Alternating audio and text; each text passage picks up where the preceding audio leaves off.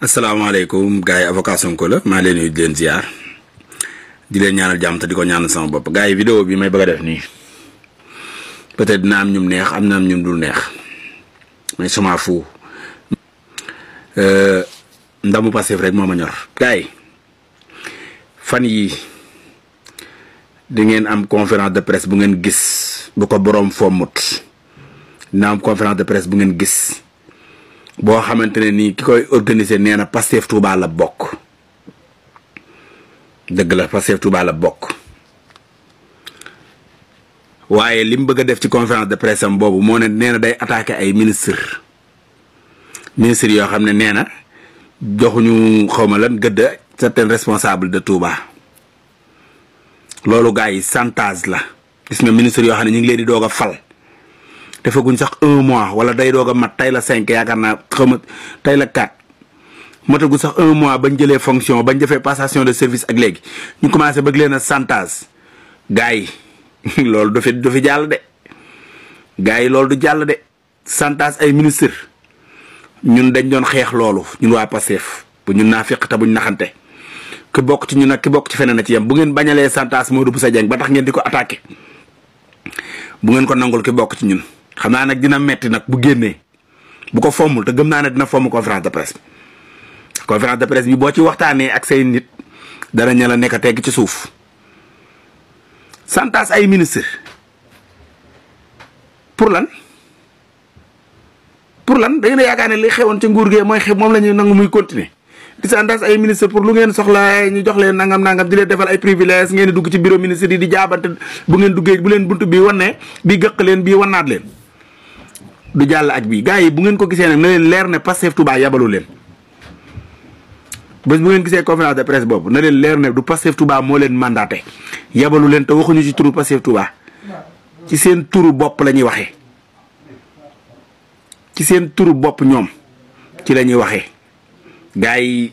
jamono ci ginnaaw defoon naa fi vidéo juróon na coow billahi histoire dina ma jox dëgg yàkkamtiwuma ci dara histoire dina ma jox raison gars yi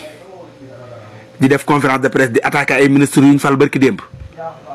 naan ay dañuy xawma lan ay responsable nangam lan mooy responsable ñun faluñu ministre responsable pour muy leer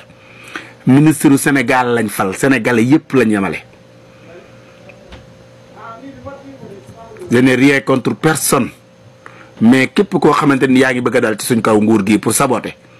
di nga ma gis ci sa yoon te dinaa alerter opinion bi wax leen ne leen am na luy waaj a ñëw. gis naa communiqué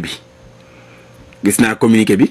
maanaam yëgle bi di waajal conférence de presse bi ci semaine bii gis naa ko waaye conférence de presse bi mën ngaa def conférence de presse yaa xam loo siy wax mais bul attaquer benn ministre. ndànk rek dañ leen di doog a fal te bëgguñu ku leen corox-coroxee ku ngeen gis na gars yi muy wax ne ci turu Pastef Touba déedéet Pastef Touba mandaté wuñ ko Pastef Touba am nañ coordinateur am nañ cellule communication am nañ ñoo xam ne ñoo leen war a waxal kuy wax na nga wax ci sa turu bopp te génnee turu Pastef Touba ci loolu ñun attaqué wuñu benn ministre yi ñu doog a fal yoo xam ne dañ leen di doog a fal nga xam ne bi ñu defee passation de service ak léegi bu matee 15 jours ci la yem ñu bëgg leen a toog di leen attaqué naan ay xawma lan joxuñu damaa jommi gars yi xeetu politique ancienne boobu noonu moom lañ bëggoon mu jóge fi te jóge na fi par force tamit dafay jóge yéen ñëpp dem leen ci rang yi ngeen dem derrière loolu lay wax ji. dafa mel ne Ousmane Sonko li mu waxoon daa mel ne dafa am ñoo xam ne dégguñu ko Ousmane Sonko dafa waxoon ne maanaam nguuruwuñu dañuy xawma nu mu ko ci waxeet noonu fii amul pàccoo. dafa mel ne nag patriotes yi am na ñu déggoon loolu mais am na ñoo xam ne dafa mel ne dégguñu ko mais c'est normal c'est des anciens politiciens façon bu njëkk ba lañ xam gars yi pàccoowuñu de réew mi du gâteau bañ war koo séddoo man loolu laa gëm te yaakaar naa yéen ñi may seetaan loolu ngeen gëm gars yi nañ jël intérêt Sénégal teg ministres yoo xam ne dañ leen di doog a fal bees ñuy taxaw bañ defee seen passation de service yàggut xoolaguñ sax documents yi ba mu jeex ay nit bëgg a génn naan dañ leen di attaqué ñoo xam ne nee nañ Pastef lañ bokk ndax lan nee nañ joxuñu leen gëdd bi ñu leen war a jox mooy comme li amoon nguuru Macky Sall nga xam ne ministres yi dañuy recevoir nit ñi ci kii waa seen responsable yeeg ñoom seen di leen recevoir ñuy jaabante ci bureau ministre yi dem mel ne marché buñ bëggee ay marché ñu leen koy jox buñ bëggee ñu gars yi yéen tamit quand même ñun loolu lañ doon xeex dëgg la wala du dëgg gars yi